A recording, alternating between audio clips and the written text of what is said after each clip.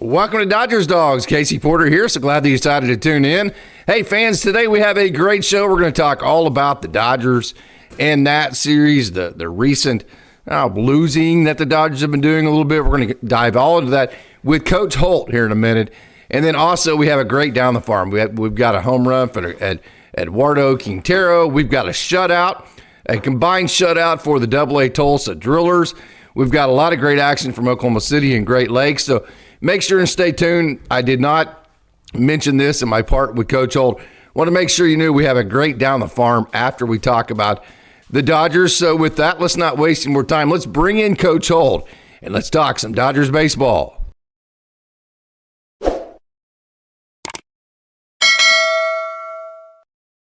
Welcome to Dodgers Daily. Casey Porter here. So glad that you decided to tune in. Joined by Coach Holt. Coach, it's a morning where the Dodgers are struggling, I guess, if you want to use that term, early in the season.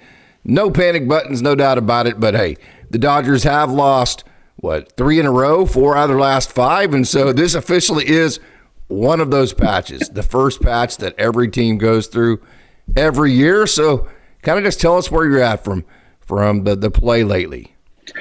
You hit on the head, Case. It's baseball. Here we are again. Go on the road. Of course, you go into Philadelphia. Really good team. Going to Washington. This is Major League Baseball. The Dodgers. I don't know. They start the season earlier, like them and the Cubs both. Get out, then they come back.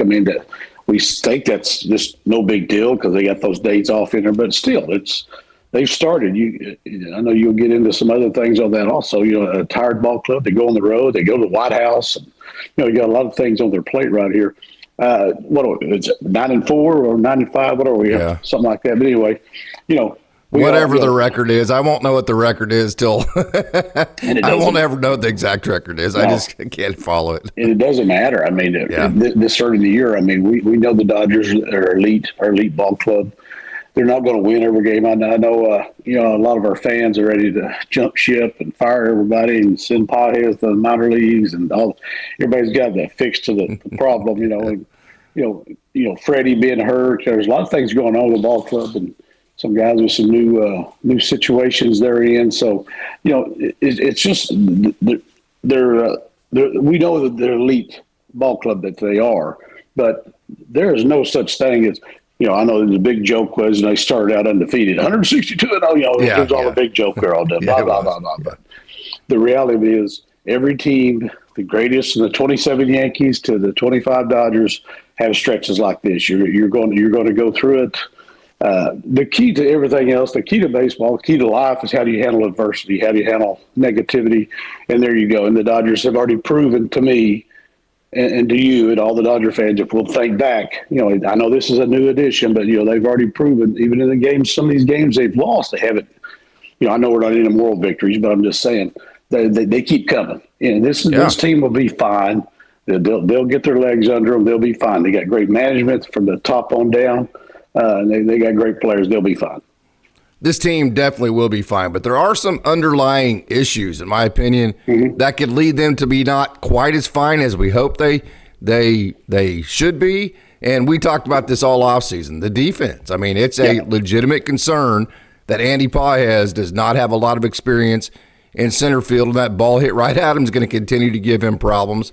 This is why all offseason I was clamoring for the Dodgers to go get a shortstop, put Mookie Betts at second, Tommy Edman in center. I think that would have buttoned all that up. So, yes, this team is going to be elite. They are elite. They broke records this year. Yep. But I do think there are some underlying process parts of what's happening that you do need to talk about around the water cooler at this point. No, you're absolutely correct. The defense, for lack of a better word, has been pretty much horrendous for a major league level ball club. Has not been good, like you mentioned. Pages has some growing pains out there. Being a corner outfielder, we always talk to kids. Everything's gonna go the line. Yes. Everything. It's easy. I'm gonna play. I know anything is hard right at me is gonna curve towards the foul line, whether the righty or lefty hits it, whatever. That sort of thing. So center field's a whole different animal. It's like the difference in second base and short. But I'm with you, Case. We were wanting the Dodgers to get a shortstop. Of course, like I said, me and my brother sitting in Kansas City 3 years ago. Well, who the hell are we going to get? we gonna get Dansby Swanson or keep Trey Turner. What are we gonna do? We didn't do either one, so whatever.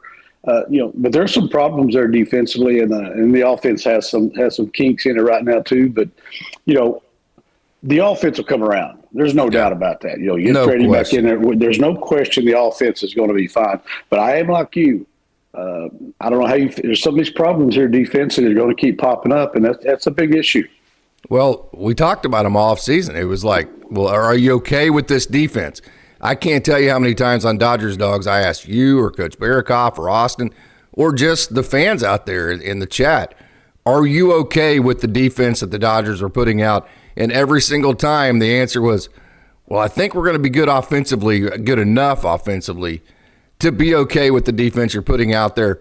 But that doesn't mean every single day. There's no way that you can score 8-9 runs every single day to cover up a day of defense that is based on the guys that you put out there. And that's what we're seeing. So if you were okay with the defense that the Dodgers were going to put out there in the offseason, assuming they were going to have a good enough offense, you also then have to go, well, that didn't mean every day. That just meant over the period of 162. Right. But, I mean, the issues are going to continue. I said, this is something that's come up, and, we being me, I guess, I won't pull anybody else into this deal thinking, well, it's the Dodgers, their offense going to be so good, they can throw, 9 monkeys out there to play in the outfield. They'll be fine. That's not, I'll admit I probably had a little bit of that, and I said, "Yeah, they'll be fine." They're going to have some holes on defense. They'll be fine, and that's great as long as you're really hitting. But they're not really hitting right now. So it's like in basketball. And I coach basketball. Coach Barrakoff can speak on this more than I can. You've coached it. You refereed it. When it don't go in the hole, it's never going to look good. Same way here. Exactly. If you I don't care how good. I mean, turnovers you don't get. Exactly. It's like Houston.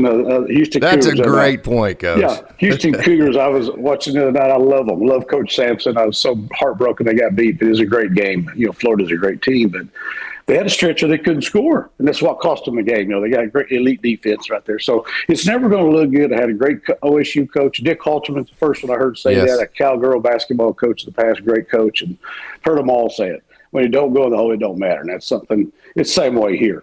It just when you're making errors and not hitting it, there's no way it can look pretty. There's no way you can be successful. That's kind of where the Dodgers are right now.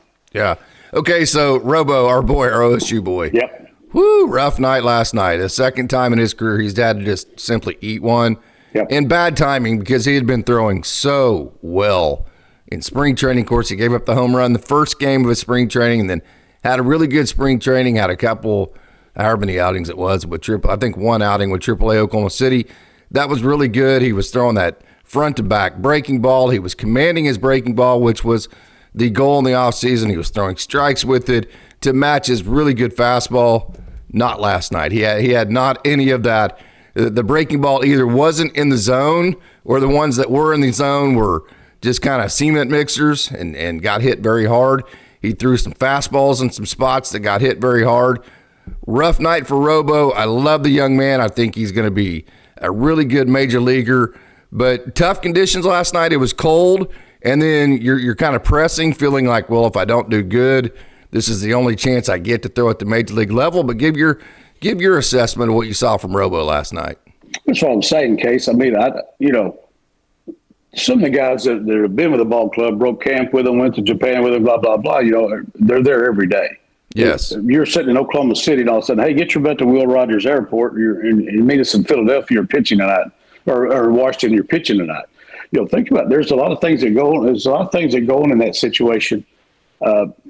He didn't have a good night. That's another thing we need to talk about. We're back in the for the season. All right, well, 6-man rotation. Yeah.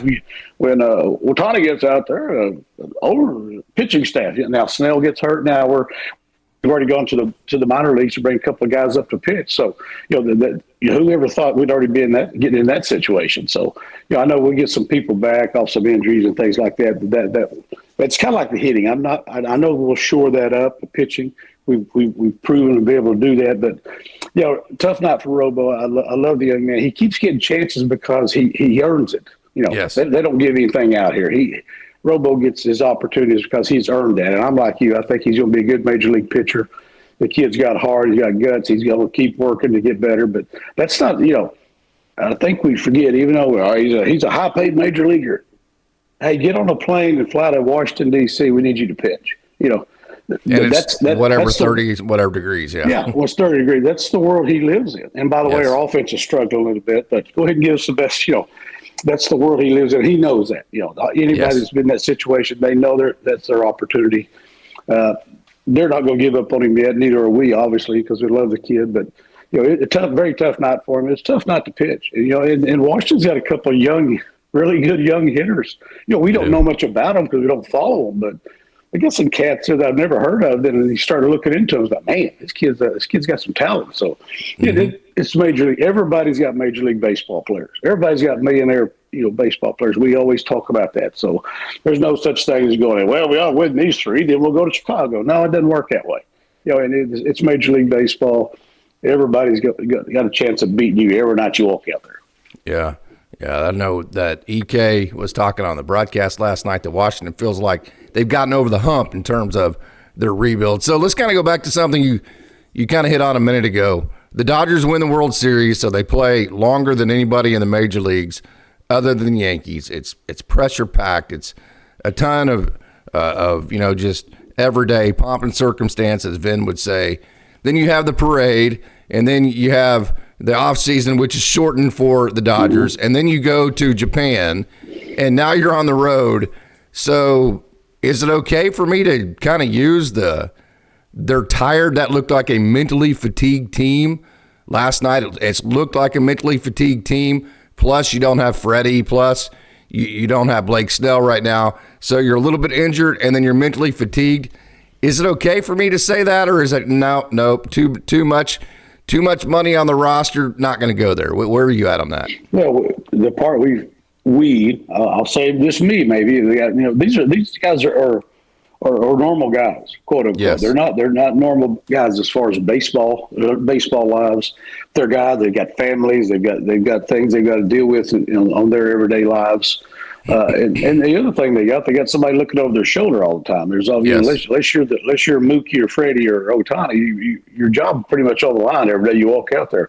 There's always somebody looking over your shoulders, trade or what have you, that sort of thing. But I think every team goes through that. I think that's very fair to say. Yes. There's not a team that big leagues that won't go through the same thing. So, it sure is early for that. They should be in better shape. But it's like what you said.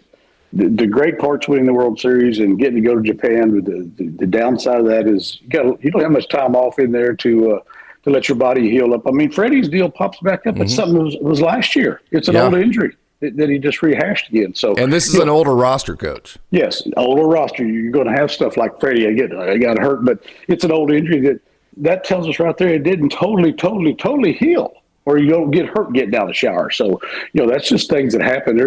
That's not a negative towards Freddie. It's just he needed more time for that to heal, be real honest with you. So, it's that sort of thing. I think it's totally fair case. We know we've seen them. We've seen other major league teams go through it. They're not going to stay here.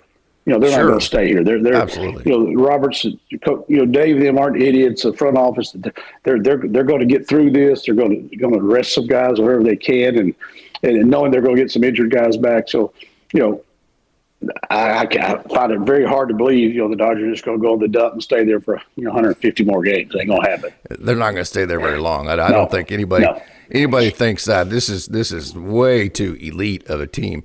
Yeah. And we're just having water cooler talk here. Yeah. So, but I will say again, back to the process part. I couldn't even tell you what the record is. I probably won't be able to tell you what the record is until somewhere around the exact record. I'll know what if are they in first place, how many games, that kind of deal. But in terms of being able to tell you the record off the top of my head, I won't be able to do that. Yeah. Probably till July, something like that. I'll know the general vicinity. So I say that to say I'm more worried about how are we getting to the record, the process in which this team is taking to get to the record we're at. So I will say this too, and Coach, we bitched about this after the very first show after a game the Dodgers had won. Again, both runs last night scored by home runs. This team is not gathering hits like I expected it to. I know Freddie Freeman's one of your hit gatherers, and he's not in, and that is a big deal. We cannot underrate that. But there's a weird side of me, and I hope I say this correctly because I hope it's not taken wrong. I never want the Dodgers to lose ever anything. I mean, it's like that marbles deal. If you play marbles, it doesn't matter. I want to win. That competitive people are that way. But I'll say this. There's a weird part of me that has seen this team from day one be too boom and bust, not gather enough hits, rely on the home run too much, where I'm kind of like, well, it's early. It's kind of good that they're losing games, that they're not hitting the ball in. So maybe it'll make them realize, hey, we need to actually not be a boom and bust offense. We need to become more dynamic like we were last year. So am I justified in thinking that, hey, well, at the very least, maybe they're learning the lesson that we need to be a different type of offense? Go back to move runners. I'll go back just a few days ago, one of the games in Philip. I'm like you. I don't remember exactly what day it is. I know it's the day that Blake gave up 500 runs. That was terrible. Yeah. We got down 5-0. Go back and take the lead. Well, with that, to take that lead, we were moving runners. It wasn't all home runs. I think we had I don't have it in front of me. I know we maybe had the home runner, but we were getting base hits there. We're moving runners, getting 2 out base hits to come back and take the lead in that game. We ended up losing it. Again, no moral victories here.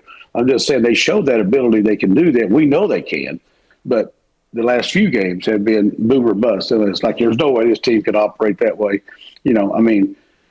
I mean, people aren't stupid. They're not going to give Ohtani a whole lot of stuff to hit, and especially if they know the rest of the guys aren't going to do it. They're going to kind of pitch around those guys, so to speak. Big leaguers don't do a whole lot of that. They're going to be very careful with them and then come get the other guys. And so you need the line to be more versatile as far as moving runners, getting guys on, moving them around. And we know they're capable of doing it, but I'm like you. It's a little concerning now. We're not doing that right now. Yeah. So Andy Pages, he had a couple of hits last night. He had his first home run, nice home run on a breaking ball that had a little bit of downward tilt to it. I mean, it wasn't like an unbelievable breaking ball or anything, but good for Andy Pages to reach out and get that home run. He looked good there. He also had the hit early in the game.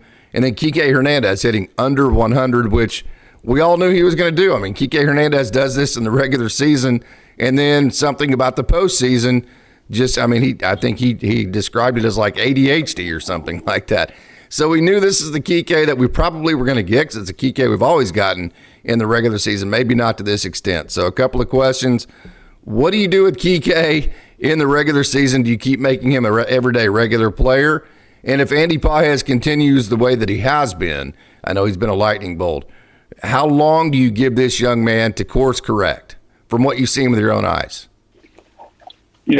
Again, he's earned that right to be where he's at, but at some point you got to pull the plug. I'll go back to the Luck situation, when Gavin was here with us, and they tried, made a change in spring training. They tried some things like that.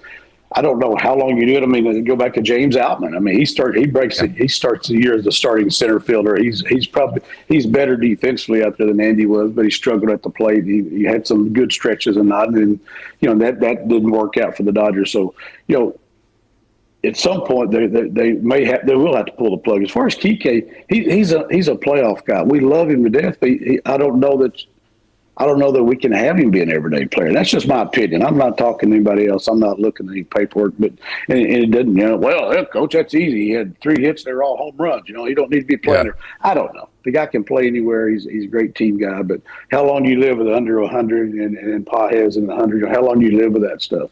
That's a decision that David and I'm going to have to make. And I don't know. I didn't think when they went back and they committed to Kike late. And, it was kind of like, are they going to keep that guy, So I don't think you commit to a guy late if you planned on him being your everyday player for you. More, I looked at him more like being along the Chris Taylor lines, and a guy who was going to be able to play a lot of different, which he has. He's helped us out playing at first base and done a pretty good job over there, actually. But, a guy who's good, you can plug in and get a lot of playing time. But I don't know that you look, I don't think me envisioned him being an everyday player, and a lot of guys smarter than me. He's a lot more smarter than me to make those decisions, but I didn't envision him being an everyday player. No. Yeah, the Dodgers have one more game today, afternoon game with the Nats at 1:05 Pacific, and then they come home for the Cubs and Rockies. So I'll tell you what, you get to come home for 2 games in a row. You get to sleep in your own bed. Yep. So where I really look for the Dodgers to stop looking mentally fatigued is maybe the second, third game of the Cubs, and then the entire Rockies series. I think that's where we'll go. Oh, yeah, there they are. That's the Dodgers that we know right there. That was fun. I think that's when you're going to see it. I think so too, Case. And I got a real good friend, which I know you do. There's a lot of great Cub fans out there. We know a lot of guys are great Cub fans. Brent Antoine, great baseball man, took my job at Fairview. He's a big Cub guy, and we were back and forth, when the Dodgers opened. I told him, and me and you talked about this, I like that Cub team. Even though the Dodgers beat them 2 in Japan, all you got to do is look at him. And Kyle Tucker is proving what we all knew him to be. Right now, he's the best player in baseball, looks like. So that's going to be a tough series. I think that, the Cubs are just beat the Padres 2 out of 3. Should have had a real good chance of sweeping them. So that's going to be a good, tough series. I'm like you, coming off when you're kind of limping into that one. That's a pretty tough opponent, even at home, to go get. But I'm like you, getting home, sleeping in your own bed, back in La La Land, you're comfortable out there. Good weather. Good weather. That's where about 30 degrees. You can't feel the ball.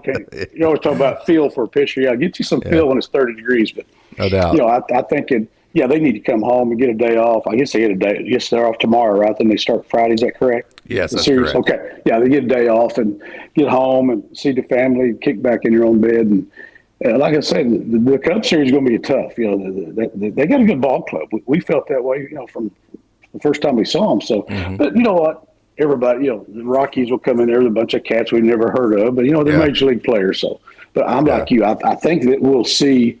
The homestand always seems to cure all ills for all teams. So I think we'll see that with the Dodgers when they get back home.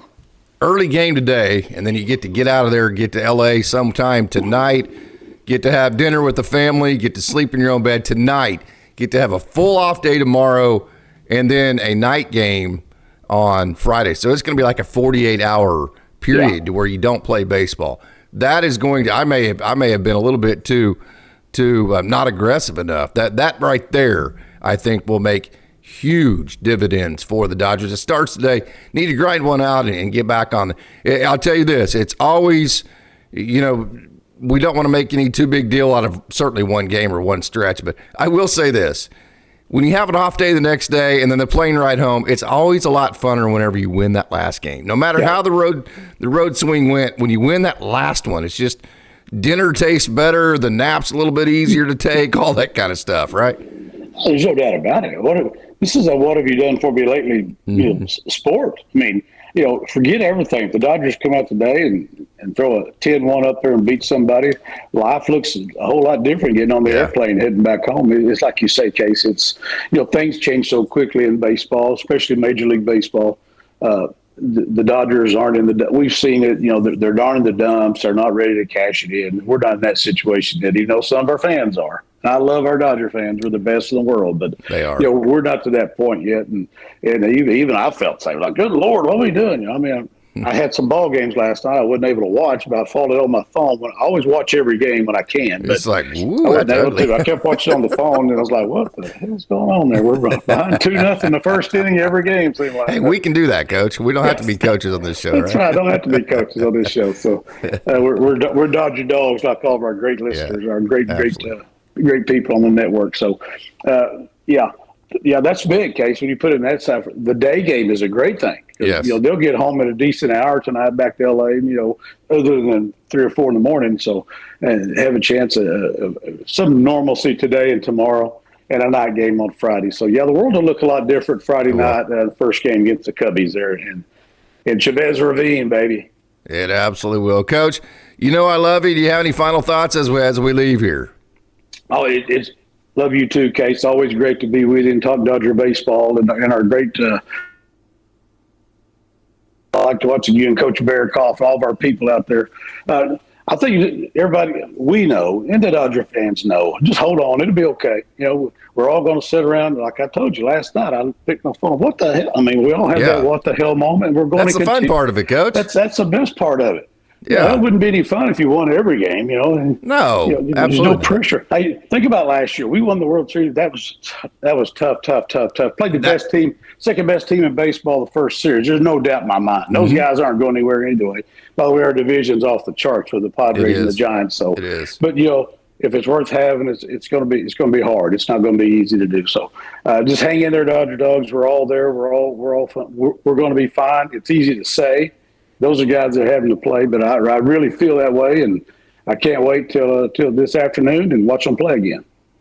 Absolutely, Coach. So, hey, this has been a lot of fun. So, for Coach Holt, I am Casey Porter. I want to thank you very much for tuning in, and as always, it's a great day to be a Dodger.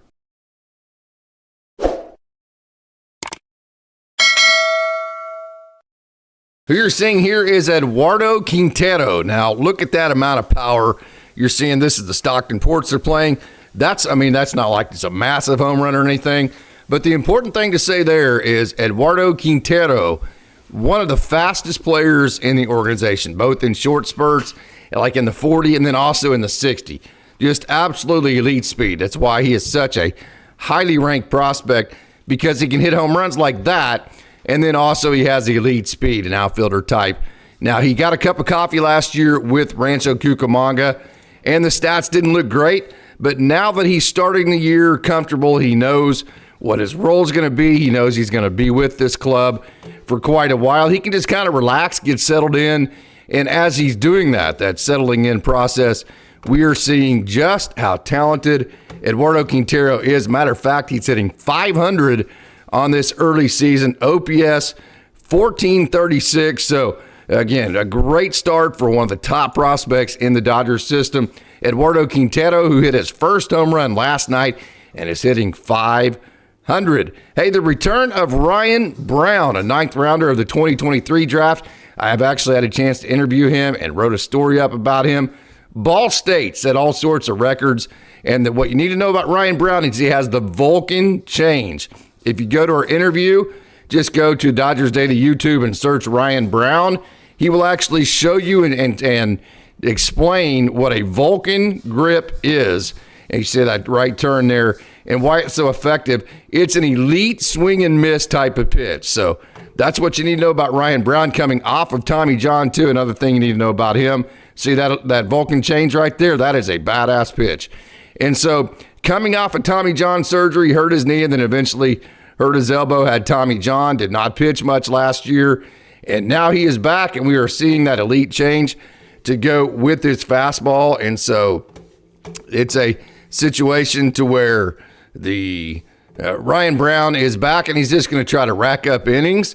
And it's exciting to see him back on the mound and throwing that change up. And so good to see Ryan Brown on the bump last night. So we're going to move now to a really exciting part of last night down on the farm, and that is the AA Tulsa Drillers. You're looking at Jermaine Rosario, and wow, what a performance he turned in for the AA Tulsa Drillers. We're going to kind of bounce back and forth, maybe just a little bit. But how about 5 innings pitched, 2 hits, no runs, 7 strikeouts, no walks. I've said I don't know how many times about Jermaine Rosario. He can turn in these kind of performances. When Jermaine Rosario is on, look at that high-riding fastball. He has some of the best stuff in terms of being able to see that right turn right there. So he's got the ride at the top of the zone. You saw the run to Jermaine Rosario. He's got really tight breaking sliders and breaking pitches. He's using the bottom of the zone. See that right turn to his fastball.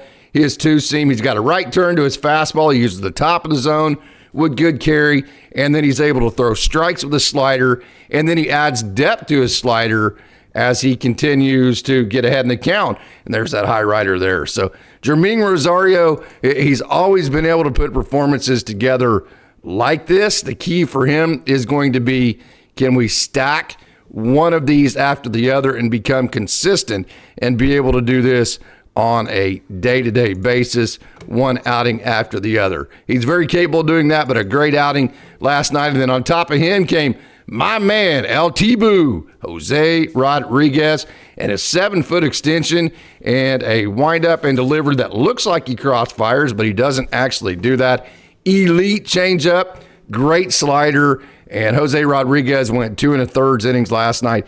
1 hit, no runs, 3 strikeouts, and no walks. So there's your theme. Lots of strikeouts, no walks for the AA Tulsa Drillers last night. lots of great stuff for Jose Rodriguez, who, if you remember, he had the outing in the last game of spring training against the Angels. There's a nice slider for him that went a little bit sideways, and see how he's adding depth to that slider as the count becomes more in his favor. That's very skilled. And so he turned it left, then he turned it back right there, and then turned it back left. That is just tremendous sequencing from Jose Rodriguez. And then last night, to finish up the game, to finish up the shutout for the AA Tulsa Drillers, Ronan Kopp came in and just absolutely slammed the door. Matter of fact, the Drillers last night had 14 strikeouts and no walks combined between Jermaine Rosario and Jose Rodriguez and Ronan Kopp. So the Drillers, actually, it was great to see them win because they were 0-3. This organization, of course, they haven't been the Dodgers the whole time, but the Drillers themselves had not gone 0-4 since 1999. So that was not a record that the Drillers wanted to tie there. They did not. They won last night. So it was good to see that. Ronan Kopp had not given up a run in his 2.1 innings pitch coming into last night, and then he had 4 strikeouts last night. So Ronan Kopp is building a ton of momentum for the AA Tulsa Drillers, and it's a lot of fun to see because he is very talented. He's another young man that we talk about all the time, that whenever he harnesses everything together, that's the whole minor league process, getting everything harnessed together. He has some of the best stuff of anybody in the org. So I said we're going to bounce around a little bit. Let's go back to High A Great Lakes. This is the Kendall George experience. Hey, but it's about a 3-hopper to shortstop. Safe. Look how fast Kendall George is right there. I mean, all he's got to do is just hit the ball on the ground, make sure it's not like a one-hop to an infielder on the left side of the end, especially a shortstop, and he has the speed to beat it out. It hasn't been like an unbelievably great start for Kendall George or anything like that. I do like the fact that, see, if you take one extra hop there, he's safe. He's just that fast. I like the fact that the Dodgers are starting off Kendall George and Zaire Hope and Josue DePaula in the exact same outfield. That's super exciting to me because I think those three, as they play together, are going to develop a bond. No, they already have developed a bond. And that type of camaraderie is something that is, you can't replace it. So glad to see that. And talking about the other two guys that I'm glad that Kendall's getting to play with, Josue DePaula and the tank Zaire Hope, look at this opposite field. And hey, yesterday we talked about Josue DePaula showed with 2 strikes. He had a 2-strike approach and just shortened his swing up and hit the ball at the middle. And then when he got into hitter's count 2-0, he really got after it and then really tattooed one. And that kind of just showed a very advanced understanding of approach based on the count. Now today, he's showing his ability to take the ball the other way and then use the big part of the field. So you talk about approach, having a 2-strike approach, having a plus count approach, getting aggressive, and then also being able to hit the ball the other way and then using the big part of the field. These are all concepts that most young players that are, 20 years old, they might know about and they might be told they're supposed to be doing, but they have no idea how to execute. That is a very, very high level of execution that you're seeing on those concepts, something you don't see very often from a player his age, and one of the big reasons why Josue DePaula is so highly thought of, because of just the advanced understanding of the offensive side of the game. And then the tank, Zaire Hope.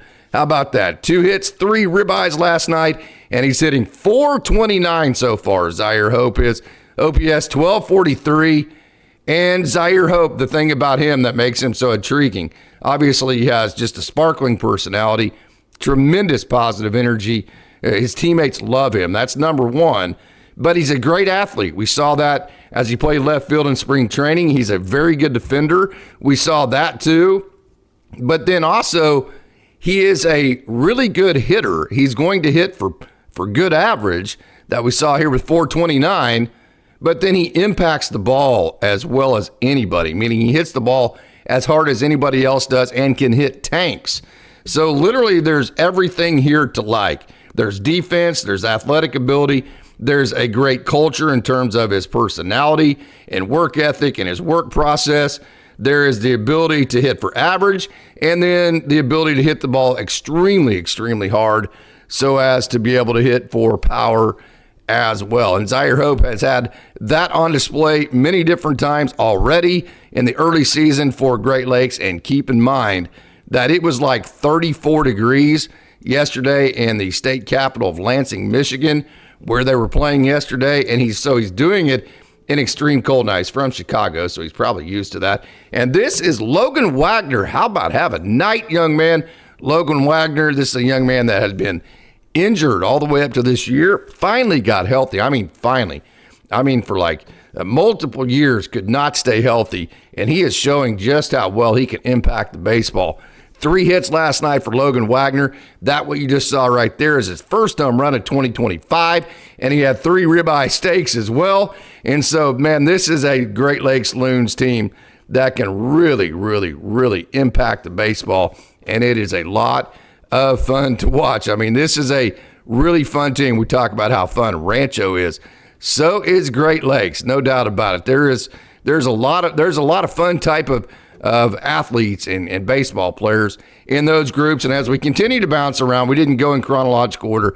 This is Nick Frosso, and the thing you need to know about him, this was his 3rd outing in 2025. His first 2 outings went exactly 2 innings.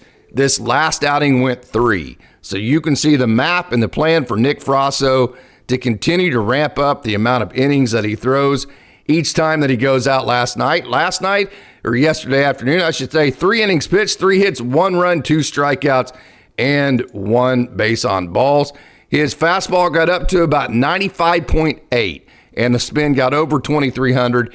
So you can see not just ramping up the amount of innings he's throwing, he's ramping up his velo slowly, and that will continue to climb and increase as the year goes on. And we've said that's exactly what's going to happen, and that is what's going to happen. So hopefully by the end of the summer, he's back to throwing his 6, maybe 7 innings on occasion and hitting his 95, 96, and occasionally higher than that, because that is what he is capable of, and he is a very, very, very good player. So another young man who's a very good player, this is a guy that's creating a lot of buzz in the Dodgers fan community, and this is Hae-Sung Kim. 3 more hits yesterday. What I like, he uses the big part of the field. 2 of his hits were up the middle, and yes, they were lob wedges, but again, that's not lucky. This isn't lucky right here. You know why that drops? Because he hit it to the biggest part of the field.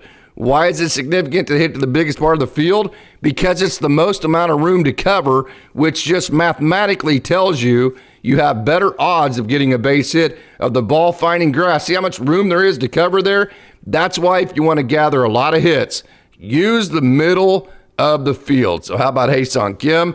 308 on the season, OPS 873. He has hits in 6 games in a row, and he's 8 for his last 22, which is 364 with 4 doubles. Offense was the question for him, and he is answering that question. Now, we'll see if he can hit the velo up in the zone, that kind of thing, and whether he can continue to do this. It's still very, very early. But the early results say that he is answering the bell in terms of his offensive game. And so it's great to see that from Hae-Sung Kim, no doubt about it. And then Ryan Ward. I've said many different times, Ryan Ward might have the best offensive tool of any of the prospects in the system. And I think he hit his first home run yesterday, but I think he's capable of 275 or better and then 30 home runs. I think that's what kind of offensive tool he has. He had 3 hits yesterday, first home run, and he's hitting now, Ryan Ward. 421, OPS 1082. Look at that. Went down and got that one. So really excited to watch the progression of Ryan Ward. I know he is blocked, but again, all 30 teams are watching these guys. And so, and just from a human perspective, he's such a great dude. You got to root for, of course, he hasn't been taken in the Rule 5 draft, and that's a deal there. But you got to root for this guy just to continue to grind. Finally, whether it be the Dodgers or whatever, somebody pick up on this guy and give him a shot, because he really has a nice hit tool. And this is Michael Chavez. Again, over 1,000 Major League at-bats, 1,100 Major League at-bats, 1,106 to be exact. Great depth. Wanted to show you had 3 hits yesterday and a couple of RBIs as well. So there's our Down on the Farm for today. I hope you enjoyed it. So until next time, I'm Casey Porter. It is a great day to be a Dodger.